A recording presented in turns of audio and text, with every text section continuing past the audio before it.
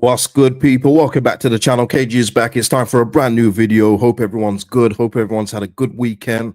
Leeds United safely through to the next round, and we await Millwall or Dagenham and Redbridge. Let's go, Dagenham and Redbridge. Let's go. Let's do that. I don't have to talk about Millwall, but listen, unless you have to. Before we get into it, like the video, subscribe to the channel, of course. Drop your thoughts and comments below. And listen, thank you to Stephen Short for a super thanks on the video. I did not thank you in the last one. My bad. That's on me. That's on me. And who else is it? John Abbott. Thank you for the super thanks on the last video, guys. And thank you to all existing members. Thank you to Cookie for rejoining. Big up to you.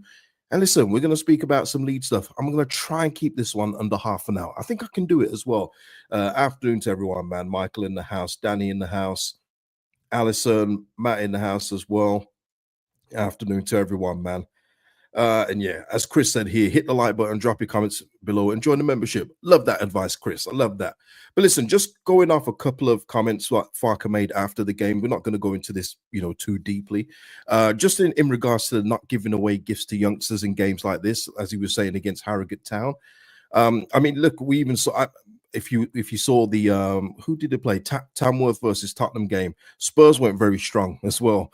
So we weren't the only team that did it. I mean, even I was surprised that we didn't see a couple of names, and one in particular makes sense with him now, with his move impending. But I don't know. I don't know about gifts being given out, but I think it would just be something like, to someone like James DeBio, for instance, who was featured on the front of the program, just to say, look, I know you're not getting much of a look in. It's because there's better defenders in front of you, but against a fourth from bottom League 2 team, hey, this is how much I trust you. Go and take this game. Go out, impress me, show me what you've got. And I think it wouldn't have done him any harm. I don't think it would have done any harm for Ampadu to sit out this one and put Gilavogi in defensive midfield. But this is the manager. So I don't know about that whole gifts thing, because we see youngsters in cups and they're hungry. They're hungry. They want to impress. They're looking to do things to get the man. Look, as he said in the same sentence, bringing back Ilya Gurev and Junior Firpo was important, and that is the main bread and butter for us. It's the first team in order for the championship team to get promoted. So I do understand it on another level. This one here, I know a few people got a little bit upset, but I'll just say it from my point of view. He did speak about Karl Darlow, and he said this: it's always difficult, and this is summarized, by the way, always difficult when you're not involved and come in. When he does not catch a cross or the pass is not perfect, everyone gets nervous in the stadium. Normal. Caught a good cross, switched on to come out and make sure there was no counter. Really professional. I'll say this from my point of view. I think Daniel Farke is protecting Meslier there, in terms of trying to make it out like it's the position that everyone's nervous about, but it's not. It's the personnel, okay? Because I'll say this for myself. I don't speak for you guys. I speak for myself. When the ball was going near Darlow, or whenever they had a shot like that one he saved at the near post, I had no qualms. I had no worries about Darlow not making a save. I had nothing. There was nothing. When I've already told you, when Meslier is in goal, I expect him to save nothing. So whenever he does get to something, it's like, okay, cool. But in this one, I didn't have any trepidation about Darlow being in goal, and I think Farke generalize in the position there and try and make out like it's the position and not the personnel is kind of naughty. I'm not gonna lie, I think it's kind of naughty. He's just trying to make it out like everyone's just nervous about the goalkeeper in general, and that's just not true. Karl Darlow, and I'm not overplaying Karl Darlow's performance here. He was fine. That's it. That's all you're asking for. You're just asking your goalkeeper to do the basics, and that is what Karl Darlow did. And that's the bar what we've got to try and get up to, because we're not there with Ilya Meslier in goal. He's nowhere near that bar. It's just about putting in a regular average Joe performance so we can move on. And that's what Karl Darlow did. And like people are saying, listen, he's not going to be in the goal for the next game against Sheffield Wednesday. We know it's going to be Ilya Meslier again, which is the wrong call. And it's a bad message. I've always said it's a bad message. If players are not playing well, you take them out, and the goalkeeper is a position what you can definitely not take out the firing line by just keep on playing them if they keep on playing badly. But listen, we shall preview that game when it comes to it. But I just wanted to give my thoughts on that one in particular. Now, listen. Transfer news, we've got a couple of outs. Well, hopefully a couple of outs, but we'll go through the one that is definitely, done and dusted. Joe Gelhardt undergoing a medical today ahead of a loan move to Hull City. 3 league starts for Leeds since August 2022. That's awful. That is absolutely awful. I did not realize it was that bad, but it does make sense. He rarely starts, and we barely see him anyway. And obviously, he had that loan move out to Sunderland as well in between. But wow, I didn't realize it was that bad.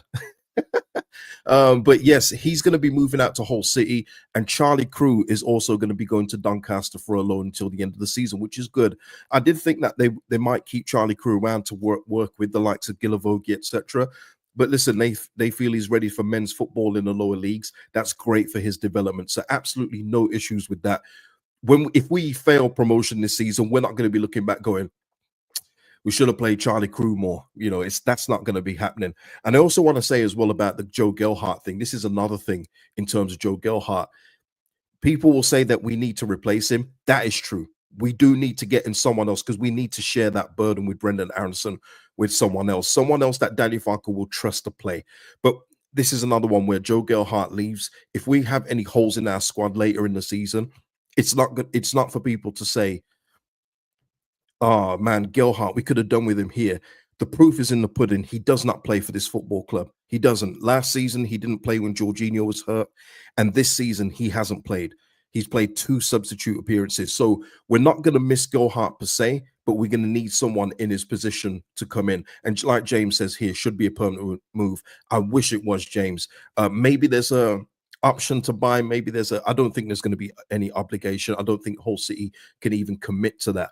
But let's hope that there is an option to buy and it goes well and he gets a permanent move in the summer. That's all we can hope for him. And that's what I hope for him too, man, because he's not done anything wrong per se, but it's just not worked out for him here. All that potential promise that he had, it's dwindled away. He's going to have to rebuild his career, but it won't be at this football club, unfortunately. So good luck to him in terms of that. And salute to Joe Gelhardt on your next adventure. But hopefully that opens up a squad space for us to bring someone in. That's the dream. And speaking of that as well, another dream. I thought it was over, but there's been multiple reports linking Patrick Bamford to Blackburn Rovers. Something completely out of left field for me, but is it possible? I don't know. We know that he's currently injured, but we know as well that if there's light at the end of the tunnel for certain injuries, that clubs will take them on. I have no doubts that we would have to pay probably half of the wages. Let's be real, people. I think we'll probably have to pay half. But if we could get him off the books, which would clear room to get in another, forward/attacking midfielder, basically a forward, then that would be great news, people.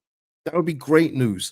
Matt saying here, no way Rovers take Bamford. The guy's made of glass. Like I've said to you, Matt, and like I've said to many other people, there's always a take of somebody. I guess for people, you won't believe it until you see it, and I understand that point of view to a certain extent. But I've seen players worse than Bamford get moves when you think, how have they got this move?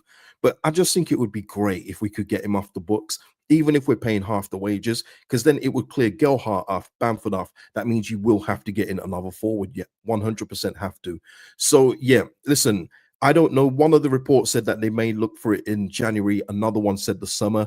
Please be January. That would be great. And listen, John Eustace, if he calls up Danny Farke, I mean, he's basically, Danny Farke's dad at this point. He'd have to say, give me Bamford. But listen, it would be great, wouldn't it? James saying here, we can't be so lucky. I wish we would be, James. I mean, him and the goalkeeper, I've got super malts for each of them for their departures. I'm not going to lie. I'm going to go into a player that has left this football club and gone on to great things. There's some uncomfortable truths about the promotion team that people don't want to acknowledge. And I'm not going to acknowledge them here. But the coach drove that thing. Let's be real. There's some uncomfortable truths, but it's a conversation for another day, maybe the summer or something. Michael here saying Bamford wouldn't pass his medical while injured. That's not true, Michael. There have been injuries, and I'll go back to Kim Kallstrom, which bit Arsenal in the backside, but he passed the medical while he was injured. What it is in terms of some medicals, if they think that there's underlying issues where it's going to keep on popping up or something is going to pop up during their period of contract, or in this case, a loan move, then they'll say no. But if they can see that once his injury's healed and everything else is good with his other vitals and other things, then they can still sign him. So although you would think that an injury would take out a player for a move, it doesn't always. It all depends on the on the situation of the injury. That's funny. Havertz pass one with two left feet. Arsenal. Listen, I'm happy, man. It give me prime AFTV back. Turkish's heads kettled. Ah, it's beautiful. It's beautiful. Can't say it. Restored the feeling on YouTube for me, man. I'm not gonna lie. Not gonna lie. Sean here saying we all know Bamford goes to Blackburn and rips it up against us if he plays us. Well, Sean, two things on that. We've played Blackburn twice already, so we're not playing him again.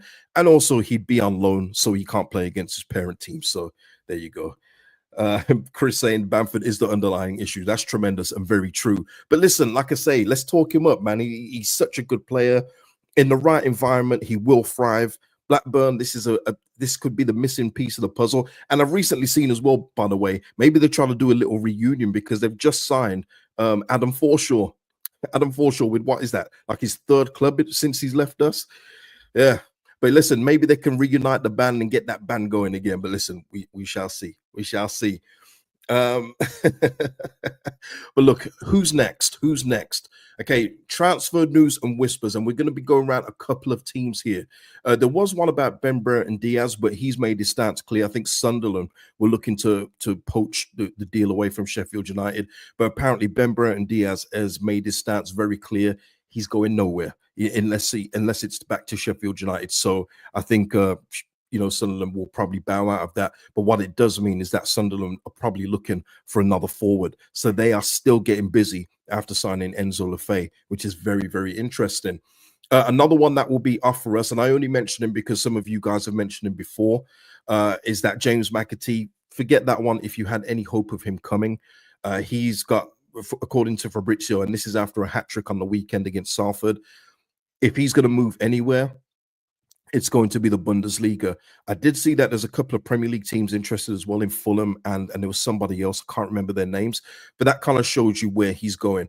And I've already said with James McAtee, if he's to go anywhere in the Championship, if he was to come back down to this level, which I do not see happening, it would be to Sheffield United, much like for Ben Brereton Diaz reasons, in that he's got an affinity to the club.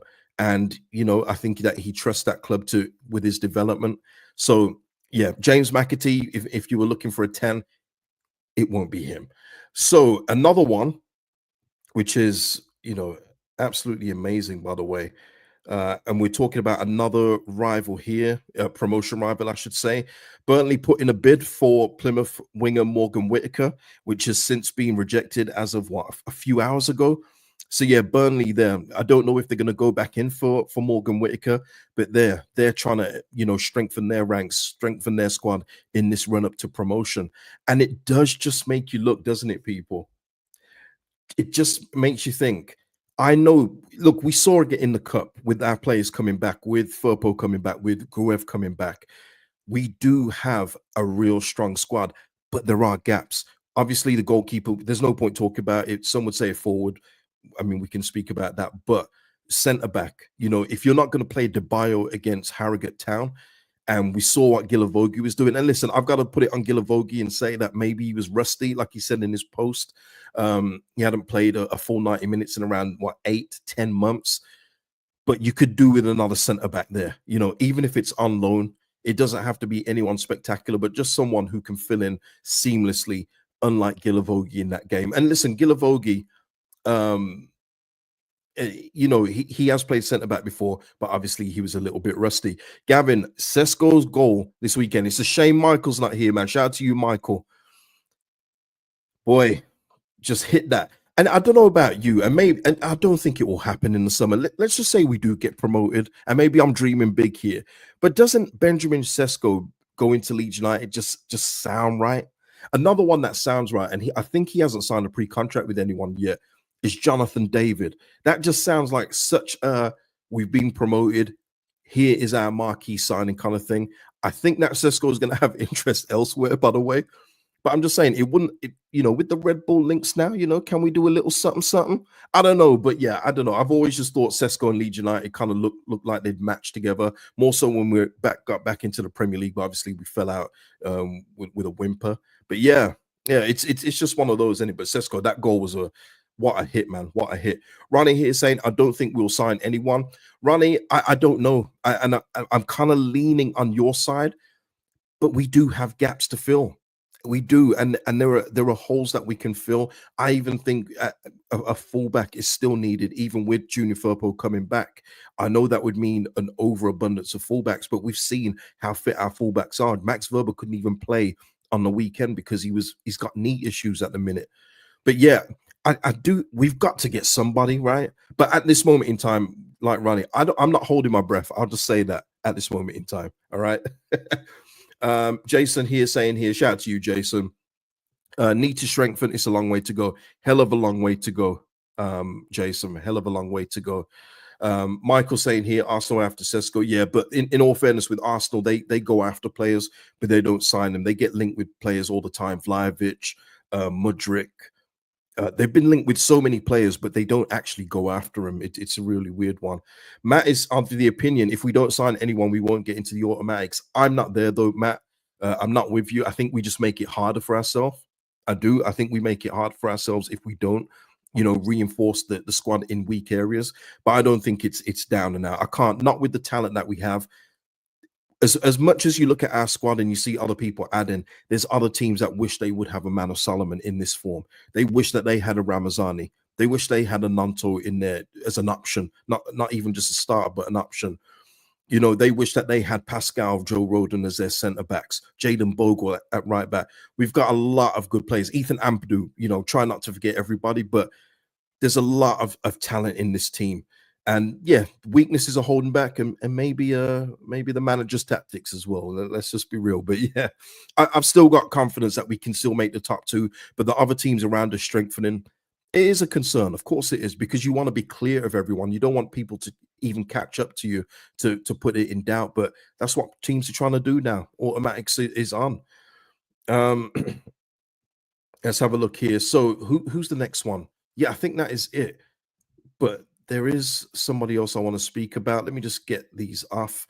I see people talking about the striker. I don't know if I want to go into that right now in terms of the striker of here. I mean, listen, I have spoken to Matteo over the weekend. I'm not going to get into details of it, but it is kind of like what I've said in terms of Matteo. He's just desperate to help the team, and he's trying too hard. And listen, in terms of the way he is, all it will take is just a couple of goals, a goal, just to get him back on track, and we can get the Matteo back that we had at the start of the season, in my opinion.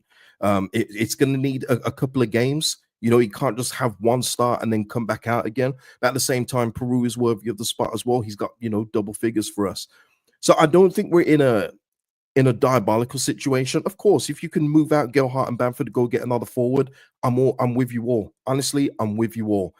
But I'm not just giving him excuses here, and I wouldn't do that, but it is his first year as a starter at a club like Leeds United. There was always going to be teething pains. And I said this when he was first announced as one of the two strikers. I said there will be points where he goes a bit off the boil. He will go a bit cold. That's just natural. But listen, if it wasn't natural, he wouldn't be here. He'd be at an even higher level than he is right now. So I'm still being patient. I'm still preaching patience for this while everything is still going well around the team. We're still getting goals from all sources. So for me, it's not a concern. But if Leeds United do want to strengthen in that spot, then it's up to the club to do so. They need to follow Gelhardt out with Bamford, or try and come to some kind of arrangement and bring in another forward. Somebody said, I know that I'm trying to just paraphrase this comment. I know that Bamford's an option, but surely the club can't be looking at him, and we just need to bring in another forward. And to that point, you can't just do that. Even if the club fell out of love with Bamford and don't believe in him at all, it's still his money on the books. So you may not believe in Bamford, the club may not believe in Bamford, but they believe they're still paying him at the end of this month or every 2 weeks as it is. So you can't just bring in another forward in addition to the three that we've got. You're going to have to make some movements out in order to bring somebody in. Because something that people keep saying, how Sunderland and Sheffield United keep strengthening, guys, our wage bill it's massive. It's massive. It's absolutely huge. So whereas we're already paying out a lot of money per week, other teams haven't got the wage bill we have, so they've still got room to add to it, whereas we need to be a little bit more careful in terms of the rules. And this isn't me, like defending the club. If they want to get stuff done, they can make stuff get done, make things uncomfortable for certain players they want to move out. But I'm just saying you have to be, sensible and smart in terms of the incomings and outgoings. No, Paul, just talking about Raphinha here. Raphinha coming back, is he? Look at the picture, what a player. Yeah, no, he's not coming back, unfortunately. But I just wanted to point him out and just to say about this guy and where I want this club to go when we go back to the Premier League, the kind of players that we can attract. Because when you look at him, he scored 2 goals in a Super Copa match yesterday against Real Madrid as Barcelona come back from behind. He's man of the match, winning more trophies. He's already got La Liga under his belt. This is the mentality. This is the man. This is the kind of player that you want at the football club, and we need more of these. We haven't had enough of these, in my opinion. And it's like a lucid dream that he was even here now. When I see him play for Barcelona, I'm like, God, he really did carry this team on his back when the crowds came back, and he was the only one with actual ability on the pitch that could help us out. It was insane. People actually tried to compare other players to this man, and it's insulting that they did. He was so good for us. And I'm just saying here, I'm not harping on the past here. I'm actually trying to look to the future and say, please, when we get to the Premier League, know that Leeds United can attract this kind of player. And that is what we need to get back. Yeah, the long throw-ins under Jesse were memorable. Yeah, insane. Yeah. Sean, he's saying you're gonna have me watching Raphinha highlights all day. He's been the only player I fell in love with at Leeds. Yeah. I mean, as I've always said, and I'll never stick away from it until another player comes in that's even close to these two. But there's no 2 players that have been more naturally gifted that can make things happen out of nowhere than Raphinha and Harry Kewell. Both of them, just absolute class players. You just give them the ball and you know something can happen. And that's what Raphinha did for us, man. He kept us up, got us to 9th place. But not only did he help us to 9th place, he kept us up where other players, their true abilities came out, which is why I don't want to speak about that team. But when you just compare him to the rest of the team, it's not even close. It's not even close, man. Yeah, Cahill still has nightmares about him, man. Yeah, just tremendous. Yeah, Sean here saying Pablo. Yeah, I get it on a certain level, but I'm and this is my snobbery, Sean, so nothing against him. Pablo was excellent for us at the championship level. Probably came in too late for the Premier League. We saw when he tried to play in the Premier League, it was pretty ugly to watch. The game was just passing him by, and it wasn't his fault. Just too old, didn't have the capabilities to play at that level anymore, and it happens to everybody. But in terms of top level, in terms of the Premier League, and then you go back to Harry Kewell playing European football, these two are just on different levels, different stratospheres to anything else we've had since. So, yeah. Banter aside, he's the only player that could have played in Champions League era. I agree, definitely. If you're looking at the squad that we had, maybe as a utility player, if he wasn't messing about at fullback, Stuart Dallas could probably make the squad as well, because you got to think as well. We did have a couple of squad players where you go, Seth Johnson being one of them. But yeah. But yeah, listen, just saying here, Raphinha, the level, and it does. I got pride just watching him do what he's doing at the club of his dreams. And salute to him, man, because they almost tried to turf him out at Barca, but he said, no, I ain't going. And now he's one of the captains there. He's one of the leaders. He's one that fans look to for inspiration. And we had him, man. We had him. Love it. Oh, we do need another Viduka, Bob. Absolutely, yeah.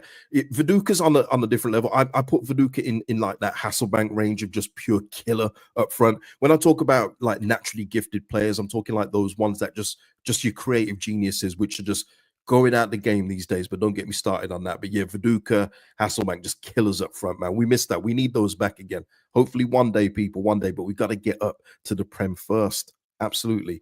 But listen, people, that is it for the stream. There isn't much else to talk about in terms of that. Like I say, the rumor, the whispers on about Leeds strike players coming in, I should say, sorry, very, very quiet. Just say that it's very, very quiet. The last one I read that was any kind of with any credibility was Ben Davis, and that was days ago, people, days ago.